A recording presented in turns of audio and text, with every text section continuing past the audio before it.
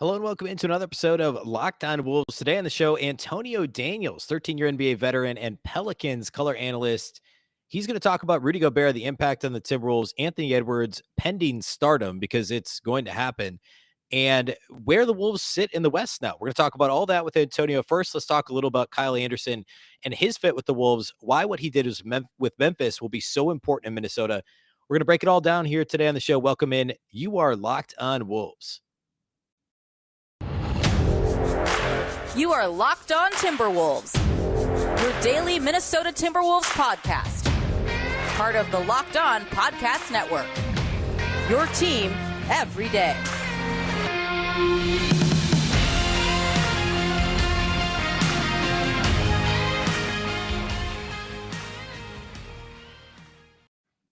Hello and welcome into the Locked On Wolves podcast, part of the Locked On Podcast Network, your team every day. My name is Ben Beek, and I'm the host of Locked On Wolves. Happy Friday, everybody. Happy weekend. And a big thank you for making Locked On Wolves your first listen each and every day. Of course, this show is free and available everywhere, including YouTube, as well as all of your favorite audio platforms, from Apple to Google, Spotify to Odyssey. You can also follow this show on Twitter at Locked On T-Wolves and at B Beacon with two B's, two E's, CKEN. Today on the show, as mentioned, we're going to talk to Antonio Daniels. He's going to give his opinion on the Timberwolves, on the Rudy Gobert fit, on Anthony Edwards, on the Pelicans as well. The Timberwolves' current standing in the Western Conference, his immediate reaction to the Rudy trade, all that's upcoming. I want to start with a couple of notes on Kyle Anderson and why I'm so excited about his presence on the Timberwolves roster. Going back and looking at some of the Memphis lineups last year when Kyle Anderson was playing, of course, for the Memphis Grizzlies. Actually, the last 3 seasons he spent with Memphis. The last 2 years he played almost exclusively, or I should say last 4 seasons, half his career, actually. He spent 4 years in San Antonio, 4 in Memphis. The last 2 years, he spent the majority of his time playing the power forward spot. He played the 4 a lot of times next to Steven Adams in some of the bigger Memphis lineups. So I went back and looked at the 5-man lineups for the Grizzlies last year. Their 2 best 5-man lineups, or I should say their 3 best 5-man lineups, I sorted by any lineup that played at least 75 minutes together. So they only had 7 5-man lineups that played at least 75 minutes together all year. Their second and third best lineup both had Kyle Anderson in it. And remember, Kyle Anderson was not a regular starter all season for them. He played 69 games and started only 11. But their 2 of their top 3 lineups in terms of net rating involved Kyle Anderson. Number 1 was John Morant, Desmond Bane, Dylan Brooks, Jaren Jackson Jr., and Steven Adams. So a preferred starting lineup for them. But that lineup only played 109 minutes. Their next best lineup, that was a plus 24.9 net rating. Their next best lineup played 120 minutes together, and it was John Morant, Zaire Williams, DeAndre Melton, Kyle Anderson, and Steven Adams. A plus 21.6 in 120 minutes last year for the Pelicans. The next best lineup only played 85 minutes together, but also involved Kyle Anderson. The same lineup, except for, well, I guess it's not that similar. It's Kyle Anderson and Steven Adams again, DeAnthony Melton again, but Tyus Jones instead of John Morant and Dylan Brooks instead of Zaire Williams.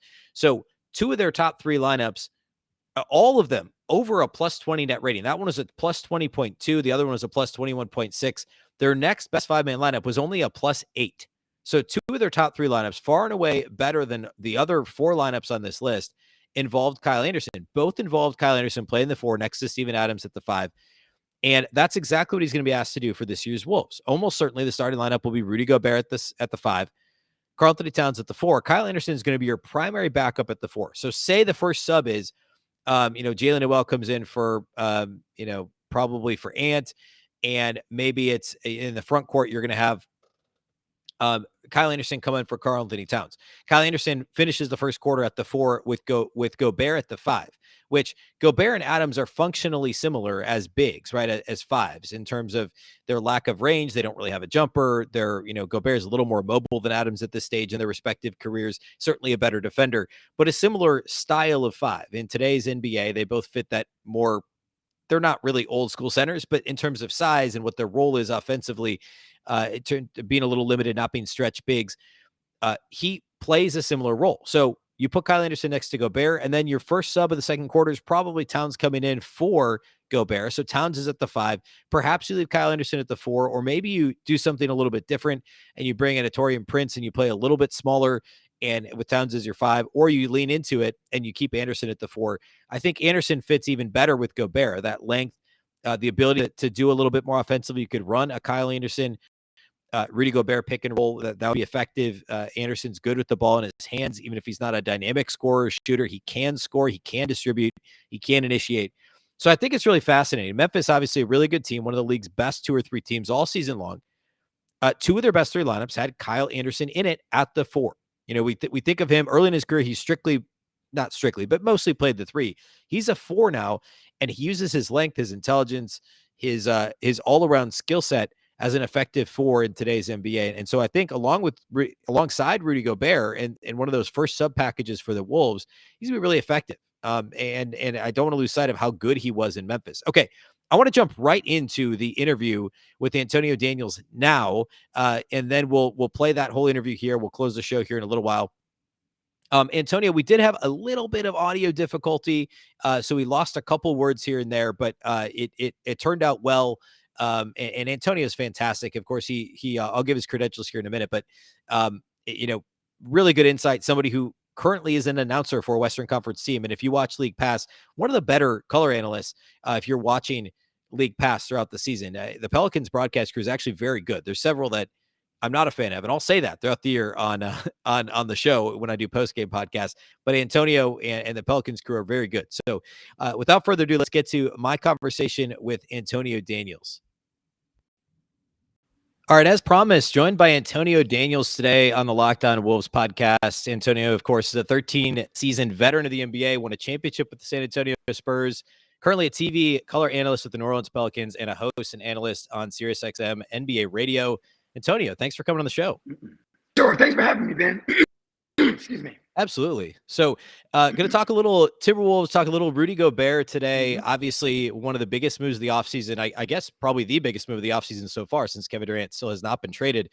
When this trade came down, now almost a month ago, what was your initial reaction to this trade? Obviously, a massive blockbuster, literally because of the size of Gobert and Karl-Anthony Towns now together in the front court in Minnesota, but also the bounty of picks going to Utah in this trade. So, what was your initial reaction when you heard that this trade was happening? This actually broke for my SiriusXM radio show, and I tweeted at that particular wow. Rudy Gobert and Karl-Anthony Towns front court is going to be a problem. And Karl-Anthony Towns, all-star voting and so on and so forth, is a center. By skill set, he's not. Gives Karl-Anthony Towns an opportunity to go back to his natural NBA position, which is, I'm the best shooting big man in the history of the sport. Okay, that's cool. Have a guy in Rudy Gobert that does not need the basketball, but that is going to anchor that you lost in Jared Vanderbilt, what you lost in Patrick Beverley as far as is concerned. You got that back with Rudy Gobert. I'm a fan of this fit because to me, I say this on about free agency, whatever. I don't care about the name. I care about the skill set. I care how does what Rudy Gobert does best complement what D'Angelo Russell and Anthony Edwards need. That's how I looked at this. It's going to be one of the better teams in the Western Conference because of this move. Before we get back to my conversation with Antonio, let's talk about our friends over at BetOnline. BetOnline.net is the fastest and easiest way to check in on all your betting needs. Find all your favorite sports and events at the #1 online source for odds, lines, and games. You can find reviews and news of every league, including Major League Baseball, NFL, NBA, NHL, combat sports, esports, and even golf. And right now, we're like a week away from the Hall of Fame game, the start of the NFL preseason, NBA futures. I've said this a couple times this week on the show. Hammer the over on the Timberwolves win total if you go to BetOnline. It's too low. So if NFL is your thing, it's around the corner. Plenty of NBA futures to talk about too, or to place your bets on over at BetOnline. BetOnline continues to be the top online resource for all your sports wagering information, from live in-game betting to scores and podcasts. They have you covered. You can head to BetOnline today or use your mobile device to learn more about the action happening today. BetOnline, where the game starts. Yeah, and it's interesting you mentioned the things that you lose with Vanderbilt and Patrick Beverley, because there is, certainly I think overwhelmingly Minnesota people are excited about this move. Obviously, you add a top 20, 25 Mm-hmm. player, a three-time all defensive player, multi-time all-star, all NBA player to the Timberwolves. That's exciting. There is a little concern of losing a couple of energy guys, defensive guys. Obviously, Patrick Beverley was, I think, ask anybody, the heart and soul of the team last year, kind of changed the culture. So there is a little bit of concern there, but you're bringing in quite possibly the best defensive player, certainly the best defensive front court player, the best defensive big in the league in return. So I think a great point that he does, beyond the fact that he's just a really awesome defender, he also brings a lot of those other, the rebounding. He's obviously a great rebounder. Some of those things that you lose when you lose Vanderbilt as well. So that's a really good point. In terms of which end of the floor the fit could be a little trickier at first. There's some concern about, the way that teams beat the Jazz, obviously with Gobert on the floor in the playoffs, was essentially playing 5-out offenses and beating Donovan Mitchell, Right. Bogdanovich, Right. among others, off the dribble. Teams could try to do that against the Wolves, and they could just try and take Karl-Anthony Towns one-on-one, and the Wolves are going to have to adjust to that. That's one of my concerns about the defense. And then offensively, I don't know that functionally it'll be that different because Vanderbilt functioned a lot like a 5-on offense anyway, but there would be adjustment period. Like you said, Gobert doesn't need the ball in his hands a ton.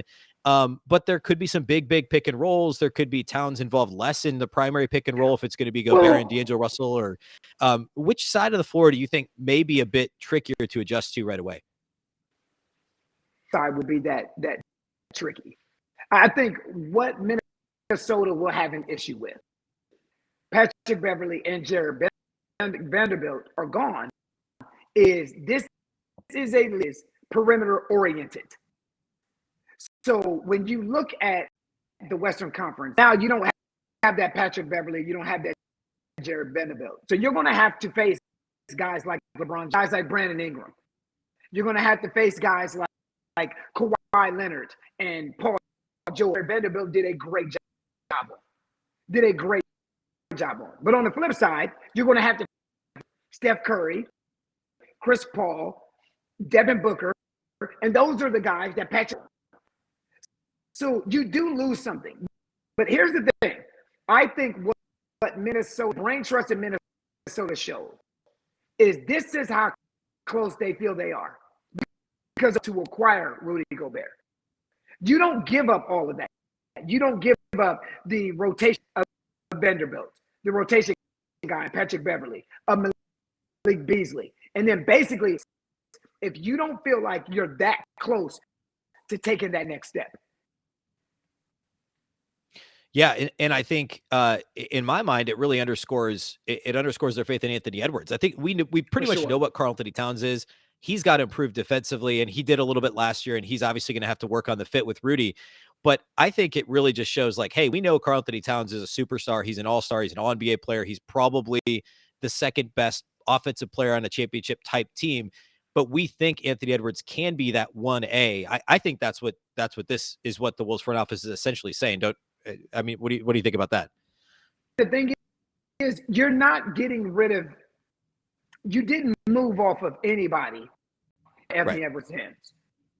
You know what I mean? Patrick Beverley got in where he fit in. You said it earlier. Particularly, he moved as a 5 within that offense. Malik Beasley, sporadic here and there. So it's not like they moved off of anybody who you were concerned with being like, now they can put the ball in Anthony Edwards' hands. Anthony Edwards is going to be he's going to be an issue for this. It's unavoidable. It's just a matter of time before he takes that next step. And when he takes that door, the Minnesota Timberwolves will take that next step. Because that's what we know about this league. That you draft and you're doing it organically, when they take the quote-unquote proverbial step is when your organization takes that step. Look at what Boston did when those guys took that evolution, when they evolved as individuals in the Eastern Conference Finals and now in the NBA Finals. So when you draft guys, it's all those players continuing to grow. We've seen it within Karl-Anthony Towns, now Edwards as well. Yeah, and there's still, I mean, you look at the starting lineup, it's still, three guys that Timberwolves drafted: Anthony Edwards, Karl-Anthony Towns, and likely Jaden McDaniels. And that second, the reserve unit is going to have at least three guys that they drafted too. So even 6 of the top 10 guys, and then you add a couple of veterans, like Kyle Anderson, Taurean Prince is back again. You add a Bryn Forbes for some depth, and an Austin Rivers. I mean, they've got a lot of depth now, really. And that to me is the other impressive thing about this roster is they've added some of those seasoned veterans who have playoff experience, who won a championship in the case of Bryn Forbes, and have been on a lot of winning teams in the case of Austin Rivers. And this team, not only, it was a little bit, the depth was okay last year, but it still felt a little bit top heavy. And now you can have one of Rudy Gobert or Karl-Anthony Towns on the floor at all times. You can have one of Anthony Edwards or D'Angelo Russell on the floor at all times. And you can kind of stagger those minutes. And in the Western Conference, you're going to need some of that depth. Let's talk a little about the West in general. The Wolves finished 7th last year. They won the play-in against the LA Clippers. And, the thought was like, okay, if they don't do anything big in the offseason, can they get to 6? Can they get to 5? Maybe, but they're going to need some big improvement. And now you add another top 25 player. And I'm going to say both Towns and Gobert are already top 25 players. This has to be at least a 5 or 6 seed. Is there a chance they can get to the 3 to 5 range? I mean, obviously the Warriors, the Clippers, the Suns are yeah. I do. You have to understand, like what you ask is there a chance? And think about the conversation, because the fact that you asked that question shows the amount of growth in the Minnesota Timberwolves as a whole. Because 2 years ago, there's no way possible you would ask me, do you think the Minnesota Timberwolves can? The question was 2 years ago, do you think they can possibly make the playing game? The thing is, you have to understand where this organization has come from to where they are now. Chris Finch has done a fantastic job. And you just touched on something I think is incredibly important. You touched on the depth, not just depth, better depth. So now you have versatility. So when you see guys from this Minnesota Timberwolves roster, what stands out to me is length. He's long. He's lanky, he's athletic. So is Rudy Gobert. So is Karl-Anthony Anderson. So is Taurean Prince. So when you start looking at the deepest team with Rudy Gobert in the lineup and without Rudy Gobert in the lineup, where you can play small ball. I'm telling you, we have talked about the Minnesota. I think Minnesota is one of the teams to watch this upcoming season. Yeah, I mean, there you go. I mean, like, I agree with you. They have a lot of versatile defenders, a lot of guys that can play multiple and defend multiple positions, veteran depth, long, rangy defenders, like you said. Absolutely. And the Pelicans should be a lot better this year, too, with hopefully a healthy Zion Williamson. I think they're likely going to be one of those very, very much, like you said, talked about watch teams in the Western Conference. I think going into last year, everyone kind of thought the Timberwolves and Pelicans would battle it out for one of the last playoff spots. At this stage, I mean, hopefully that's the case again this year. Hopefully the Pelicans are in the mix. What's the biggest storyline with the Pelicans right now? Right now is to see how this team plays with expectation. I think that's the big thing. Obviously, getting Zion back is huge. It's for 2 teams in this league that played without their best player in practice last year. One was the Clippers with no Kawhi Leonard, and the other one were the Pelicans with. The difference is one of those 2 teams made the playoffs. Willie Green is about the job that Chris Finch did. And I got an opportunity to know Chris Finch when he was Minnesota. Willie Green is the perfect guy for this job with the New Orleans Pelicans. There and CJ McCollum and Brandon Ingram and the young guys, Jose Alvarado, Trey Murphy.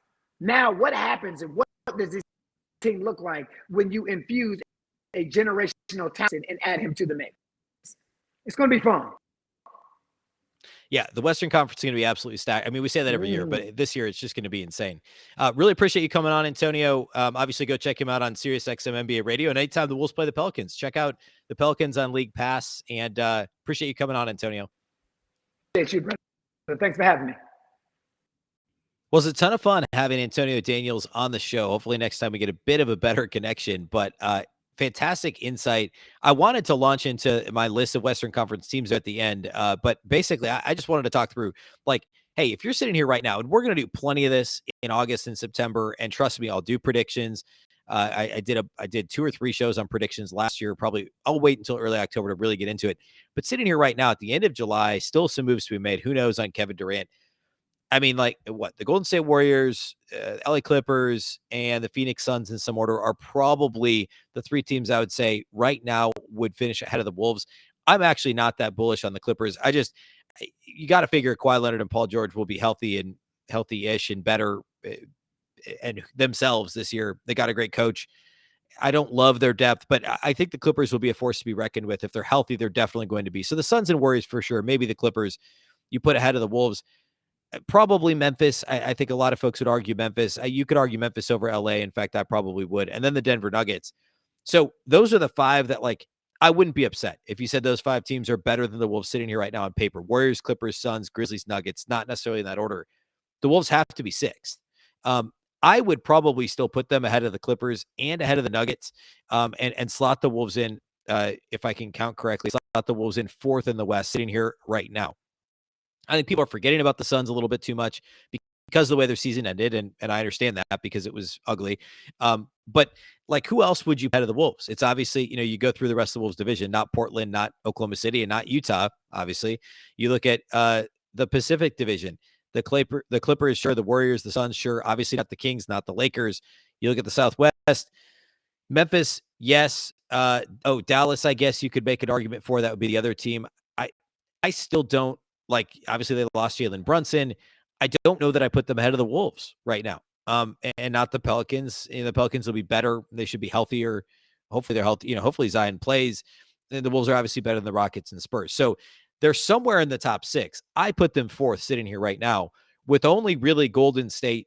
You know, and Phoenix as the 2 that are, like, for sure better. And then you could argue Clippers, Grizzlies, Nuggets. So going to be fascinating. And we'll have Antonio on again. I would imagine he'll want to come on in the season after the Wolves play the Pelicans. Last year, the Wolves played New Orleans 3 times in, like, the first 4 weeks of the season, and then only faced them once the rest of the way. Had a couple of ugly, low-scoring games. They split the 4 games. Of course, they're going to be much better this year. As I mentioned, now with Brandon Ingram, they played them before they had CJ McCollum. Certainly the first 3 times. I think actually all 4 times last year before the Pelicans had McCollum. Certainly the first 3. Healthier team with Ingram, with McCollum, with Zion is going to be a force to be reckoned with. I don't think you put them ahead of the Wolves sitting here right now, but it's going to be a ton of fun to see those teams play together or play against one another this fall and in winter. Okay. So we'll have Antonio on again. He comes on a few Locked On shows every now and again. So looking forward to having him back. A big thank you to those of you that do make this your first listen each and every day. It's greatly appreciated. Of course, you can find us on YouTube. Comment below the video. That helps a lot. Like the video, subscribe if you haven't. It definitely is helpful. If you listen on Apple, go ahead and help out with a review. That also helps. Google Podcasts, Spotify, Odyssey. You can find us anywhere. You can also follow the show on Twitter at Locked On T-Wolves. Don't forget the T, and also at B Beacon with 2 B's, 2 E's, CKEN. Next week, we'll be back. We'll be to 3 shows a week next week for the month of August. So 3 shows a week. Most weeks it'll be Monday, Wednesday, Friday. So we'll see you again on Monday. Make sure you're following and subscribed wherever you listen to podcasts. Of course, Locked On Wolves is part of the Locked On Podcast Network. The Locked On Podcast Network is your local experts on all the biggest stories. And while you're making us your first listen, please consider your second listen to be Locked On NBA. You can get up to date on the latest news and rumors in the league in just 30 minutes every weekday with Locked On NBA. Locked On NBA, your daily NBA update in just 30 minutes. Thanks again for listening. Really appreciate it. Have a fantastic weekend. Once again, I'm Ben Beacon. This is the Locked On Wolves podcast, and we'll catch you next time.